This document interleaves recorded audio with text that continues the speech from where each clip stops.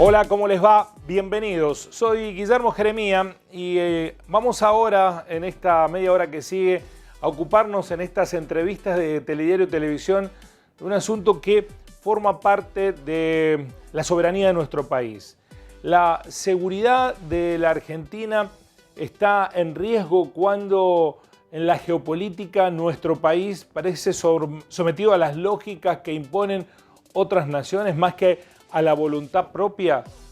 Con este interrogante vamos a convocar a una especialista que nos va a permitir analizar en este escenario, en esta coyuntura del mundo, cuán segura desde el punto de vista de la seguridad nacional está la República Argentina. Voy a saludar a Paula Jiménez, que es licenciada en Psicología, pero magíster en Seguridad y Defensa de la Nación.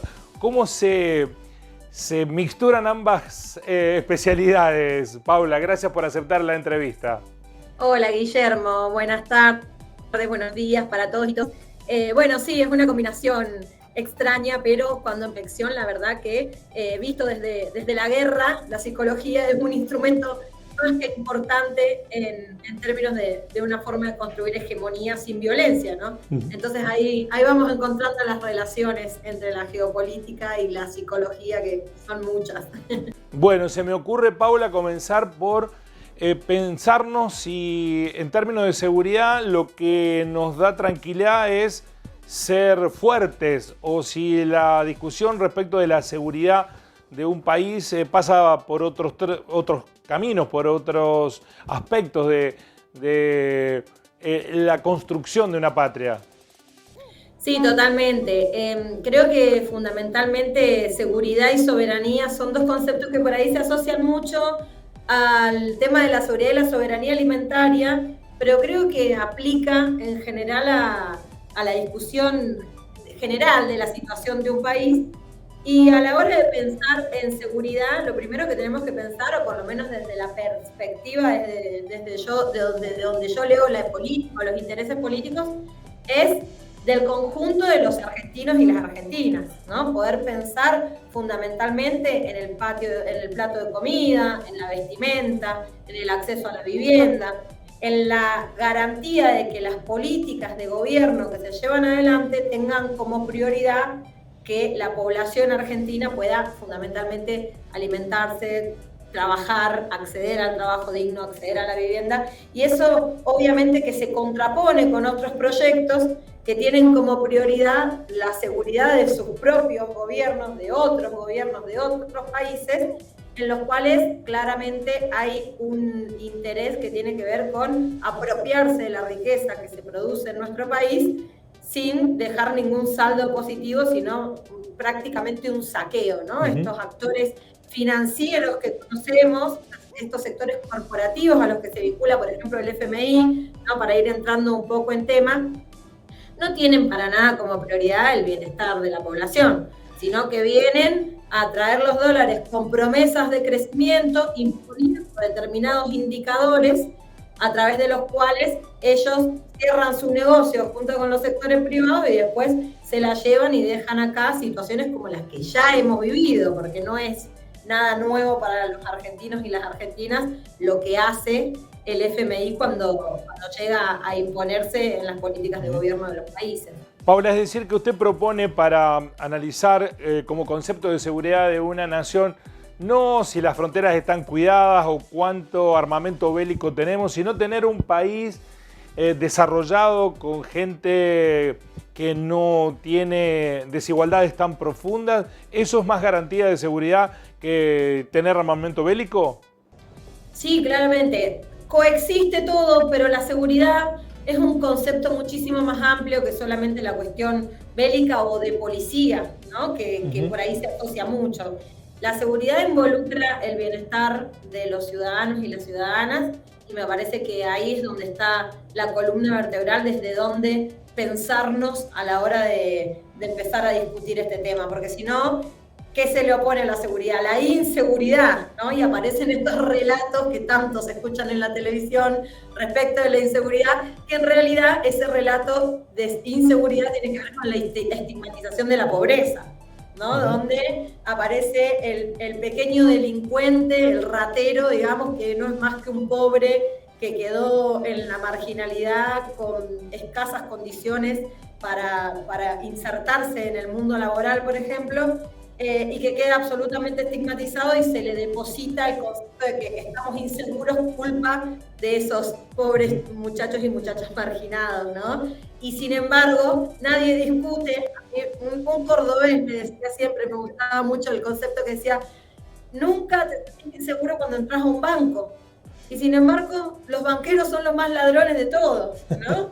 Los que realmente nos generan la inseguridad en nuestra patria y en nuestro suelo. Entonces, ahora, proponer esta línea argumental de debate, Paula, no digo que sea remar contra la corriente o nadar contra la corriente, sino luchar contra molino de viento, porque la verdad que está instalada en la sociedad y con fundamento, porque el delito existe, que la seguridad es cuán seguro estamos de que no nos roben algo de nuestra casa, y la seguridad es un concepto mucho mayor.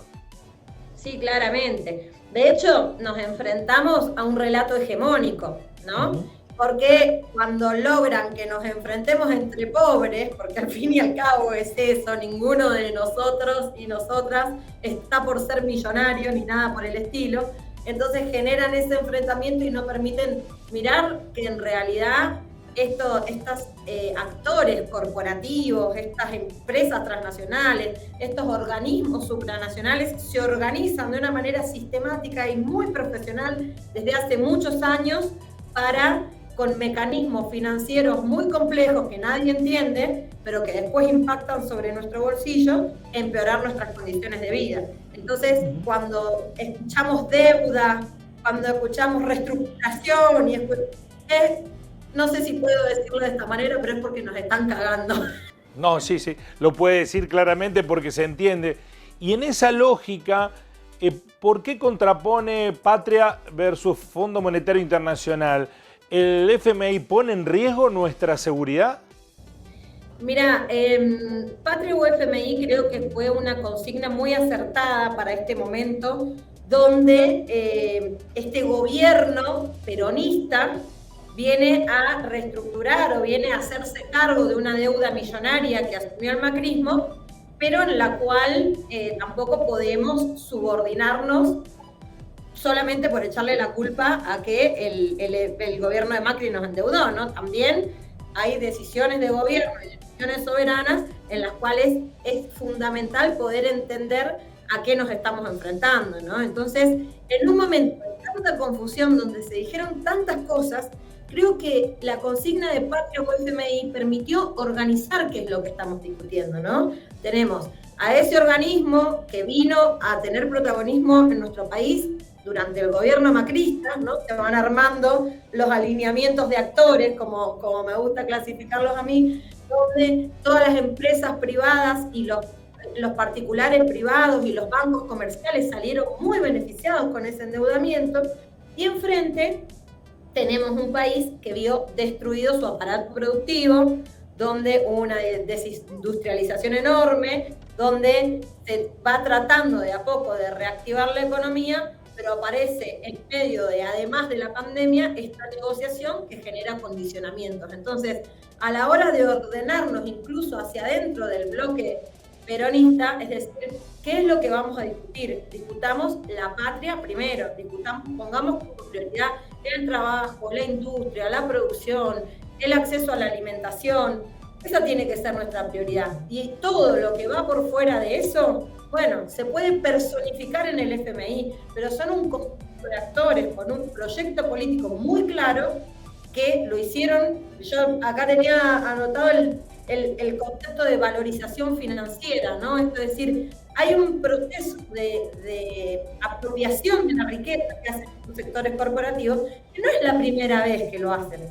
Lo hicieron en el 76, hicieron en la década de los 90, saquearon el país en el 2001, y luego de un desendeudamiento impresionante en los 12 años, a partir desde el 2003 hasta el 2015, volvieron nuevamente a saquear. Entonces es poder enfrentar proyectos políticos, y creo que esta consigna de Patria o FMI permite contraponer intereses, mezclar que si Cristina rompió, que si Alberto se hizo gorila, que si empiezan esos relatos que desordenan y no permiten poner el foco de qué es lo que estamos haciendo. Es cierto esto porque además que es un esfuerzo adicional el que tenemos que hacer porque estamos tan acostumbrados a este relato instalado de cómo ligar que el endeudamiento nos hace como país más inseguros, digamos, nos pone cercos que no nos permiten crecer, desarrollarnos.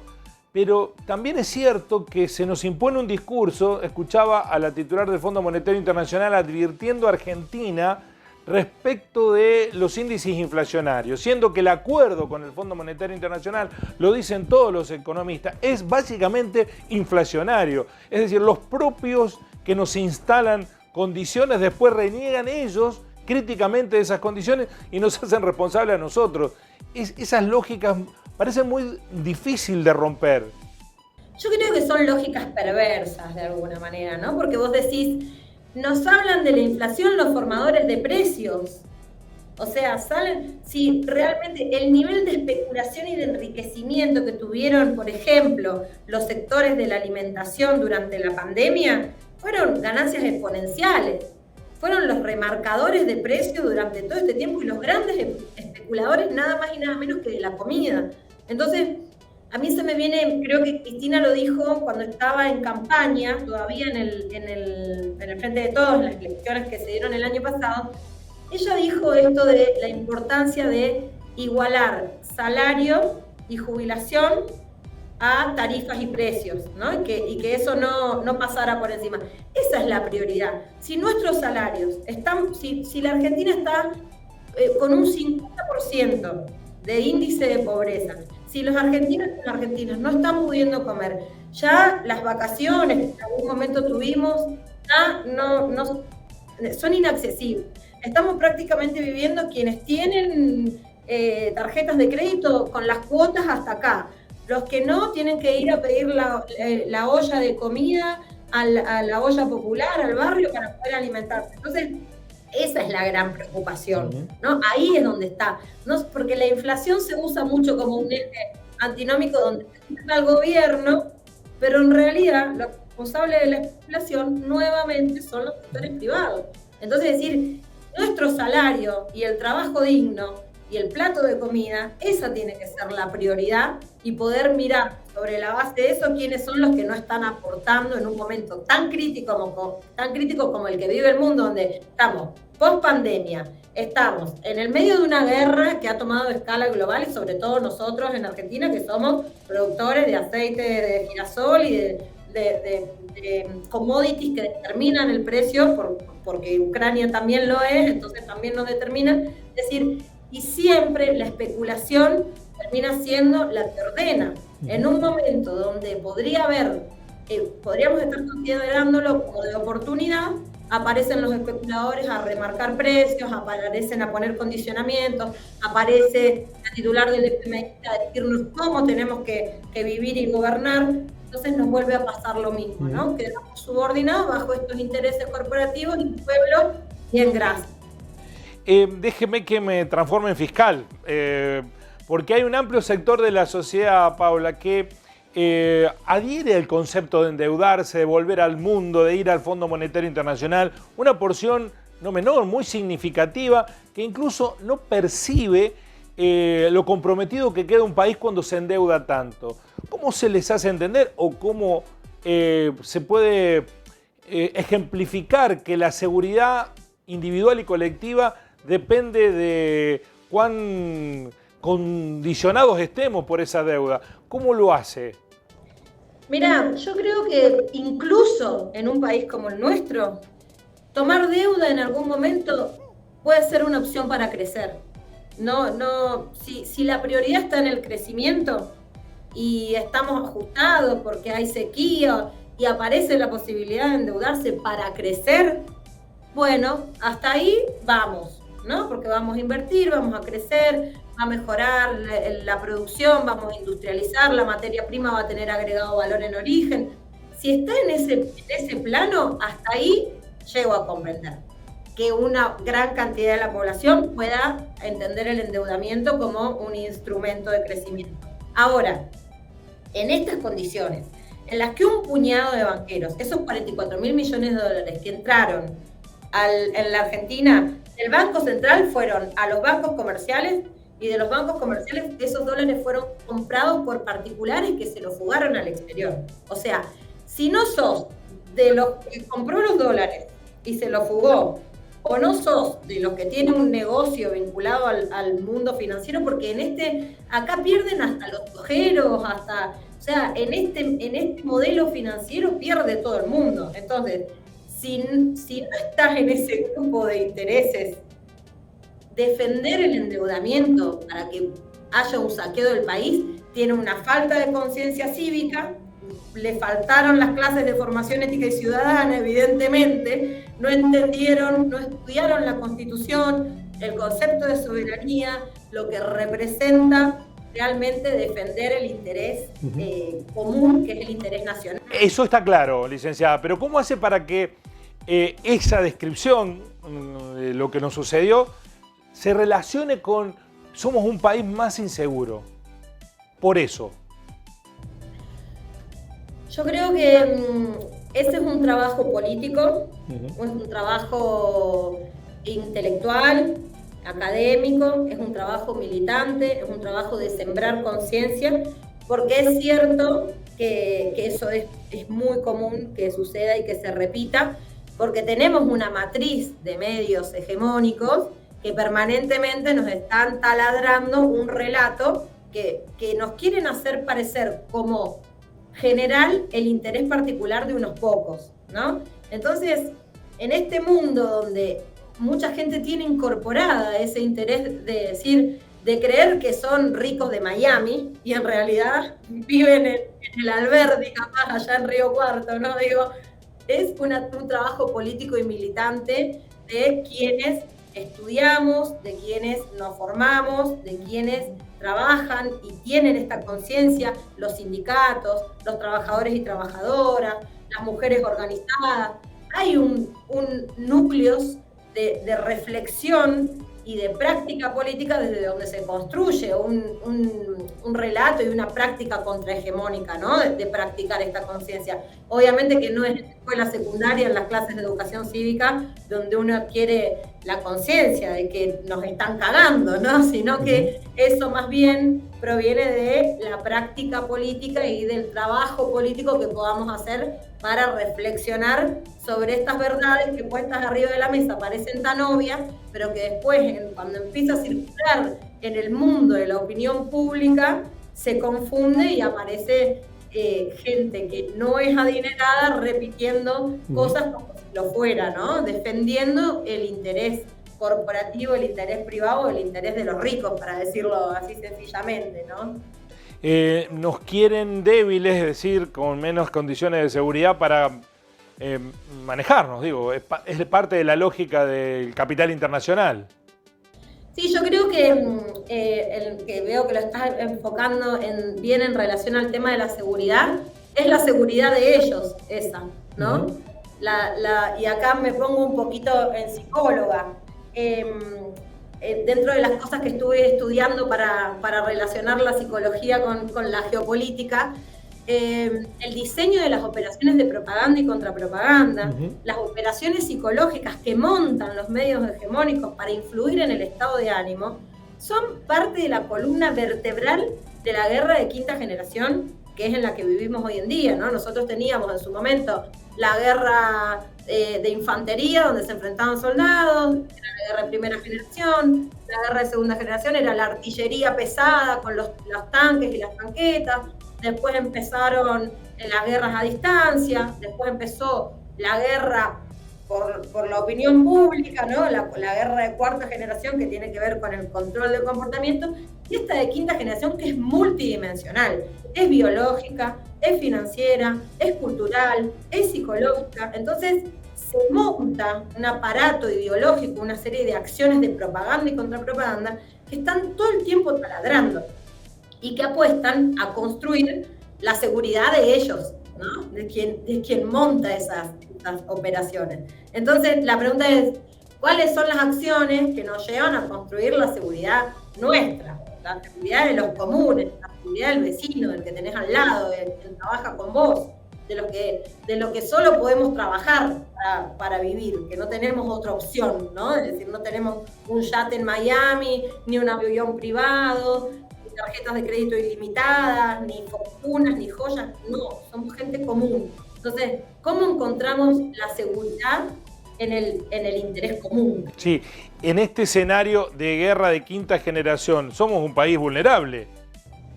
Somos un país profundamente vulnerable. Yo creo que hay una fortaleza que tenemos como país, que es que Argentina tiene un músculo político, ¿no? Construido a través de nuestros sindicatos que llegaron a desarrollar conquistas históricas, el peronismo que también habita en la conciencia, ¿no? De lo que fue aquel estado de bienestar, aquella época dorada donde Argentina realmente se industrializó y el movimiento obrero creció y donde aparecieron los estudiantes también organizados saliendo a la calle por el boleto estudiantil, donde tuvieron que matar 30.000 compañeros y compañeras para desarmar esa fuerza política y sin embargo no pudieron desarmarla, ¿no? Yo creo que ahí está la fortaleza de quienes habitamos este suelo. Somos vulnerables, pero no pudimos ser completamente expropiados de nuestra fuerza material y moral, y me parece que ahí es donde está la huella y de la memoria, que es la que hoy en día sigue, ¿no? Porque más allá de que la pandemia inmovilizó mucho a la fuerza social, nacional, popular y latinoamericana, esa fuerza está. Está la gente, está el tejido en los barrios, en las calles, en las universidades, en los sindicatos. Esa capacidad de resistencia de nuestro pueblo me parece que es una gran fortaleza frente a la vulnerabilidad de ser un país absolutamente dependiente y colonial, ¿no?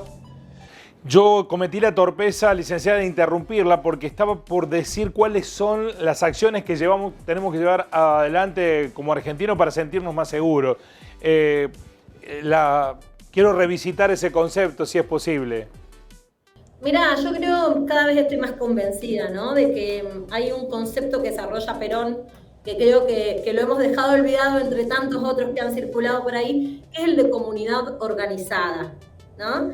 El tema de fortalecer el desarrollo local, las experiencias organizativas que tejen redes con otros valores sociales, desmercantilizados, con otras relaciones sociales en las que uno puede poner el valor de la solidaridad como prioridad, ¿no? Y que eso sucede en las copas de leche, en las ollas populares, en los voluntariados universitarios, en los procesos de alfabetización, en las cooperativas de consumo. Hay permanentemente una red que se va tejiendo en lo local que, si la ponemos en función de construir comunidad organizada, nos genera seguridad, porque uno no mira al de al lado como un adversario o un enemigo o como la chusma de enfrente, sino que es la persona que te va a ayudar a vos, a tu familia, a tus hijos, a tus hijas, a resolver sus problemas cotidianos. Entonces se van tejiendo otros lazos que construyen una seguridad que no depende del Estado, sino que también se puede tejer desde la acción, desde el protagonismo, ¿no? Hacer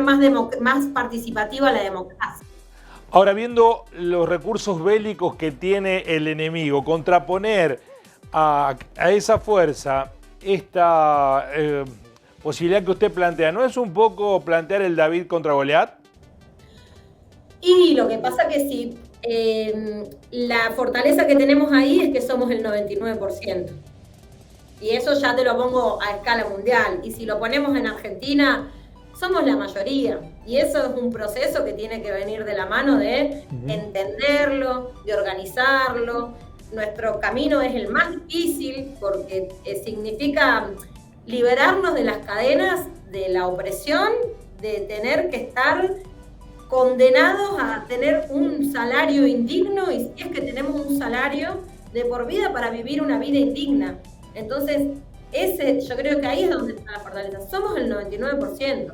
Y en eso yo soy optimista, digamos. Digo, bueno, sí, el otro tiene las armas, tiene el poder financiero, el control de las mentes, Bueno, pero es esa realidad tan dura nos presenta enfrente, ese capitalismo cada vez más salvaje, que ya directamente nos maneja por acá, nos maneja con el teléfono, nos dice me gusta, te ponen tus publicidades de lo que te van construyendo una identidad, esos nichos, viste, donde te van creando por dónde tiene que ir la subjetividad y el pensamiento, pero también está esta otra posibilidad de tejer algo distinto y de enlazar ese 99% para construir algo diferente, ¿no? Y para finalizar, licenciada... Y para finalizar quería preguntarle, porque me pareció muy interesante recuperar el concepto de patria, que está un poco devaluado, ¿no? Da la impresión que solamente somos patriotas haciendo flamear la bandera argentina en algún evento deportivo, pero que no tiene el peso específico que el concepto debiera. ¿Lo percibe así? Porque a lo mejor es una mirada equivocada de mi parte. No, yo creo que en momentos donde es tan monstruoso el capitalismo, la patria es como un lugar desde donde agarrarse, ¿no? Es desde donde uno puede empezar a pensarse para caminar con otros, con otras, ¿no? Por ejemplo, la integración latinoamericana. ¿Cuál es el punto de partida? Porque si lo pensás desde la individualidad de un barrio, de una cosa chiquita, te haces invisible, te haces inabordable, te haces una cosa gigante lo que tenés enfrente.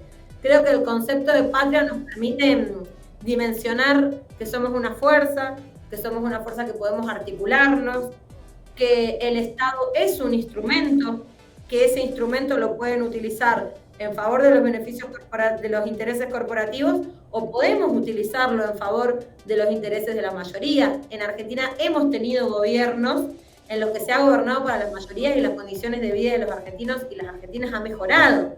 Entonces, lo tomo como un instrumento, como una herramienta para poder pensarnos y para poder construir la escala que necesitamos, porque por supuesto que con Argentina sola no basta. Pero también, si no nos pensamos como argentinos, estamos más solos y más solas, ¿no? Licenciada, la verdad que escucharla es disruptivo en el sentido que tenemos que hacer un esfuerzo adicional para pensar que la seguridad no es tener más tanques y balas, sino tener mayor independencia económica, social, intelectual, ser más soberanos como país. Y eso es un desafío para instalarlo como debate. Sí, así es. Así es. Yo creo que puede sonar a cliché, ¿no? Pero son frases que no por algo, no por cualquier cosa tienen tanto peso. Independencia económica, soberanía política, justicia social y comunidad organizada, le agrego yo, porque creo que es fundamental también asumirnos como protagonistas, ¿no? Que no es una cuestión de que las políticas de gobierno me van a determinar, sino que yo puedo ser artífice también de la transformación del contexto en donde me voy realizando, ¿no? Patricia, gracias por este tiempo que nos ha dedicado. Bueno, muchas gracias. Muy gracias amable. por la invitación. Y hasta la próxima. Nos vemos pronto. Un saludo para todos y todas. Muy amable. El concepto de seguridad nacional no necesariamente ligado a la cantidad de pertrechos bélicos que tenemos en la frontera, sino a lo que pasa adentro, con nosotros como ciudadanos. Es el desafío para los tiempos que vienen. Nos encontramos en una próxima entrevista de Telediario Televisión. Gracias por estar ahí. Así son las cosas.